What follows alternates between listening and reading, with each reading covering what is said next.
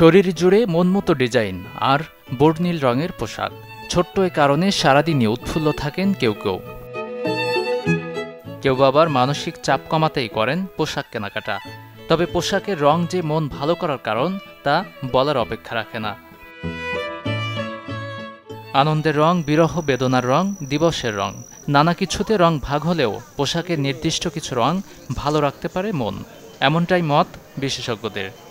Stress কমানোর ক্ষেত্রে অথবা মুড স্টেবিলাইজ করতে এই ধরনের আর কি ওয়ার্ম কালারগুলো অথবা নিউট্রাল কালারগুলো বা ন্যাচারাল কালারগুলো আমাদেরকে হেল্প করে, যে আমরা যাতে হোয়াইট, গ্রে অথবা হচ্ছে আপনার গ্রিন, পার্পল, এগুলো হচ্ছে আমাদের ব্রাইটেস্ট কালারগুলো যেগুলো আছে, এগুলো আমাদের মুডকে হচ্ছে একটু বুস্ট করতে, কিছুটা স্টেবল করতে হেল্প করে। সাধারণত মানুষের আবেগ, অনুভূতি ও আচরণের ওপরও আছে রঙের প্রভাব, যদিও তা ব্যক্তি আর সংস্কৃতিভেদে ভিন্ন ভিন্ন হয়। তবে মানসিকভাবে বিধ্বস্ত মনে আবার পোশাকের রং ফেলে বিরূপ প্রভাব। নিজেকে একটু বোঝার চেষ্টা করা যে আপনার সাথে আসলে কী ধরনের কালার কমফোর্টেবল আপনি ফিল করেন, বা আপনার কামনেস বলি বা শান্ত থাকতে পারেন, আবার কী ধরনের কালার আপনার মধ্যে কিছুটা অস্থিরতা তৈরি করে।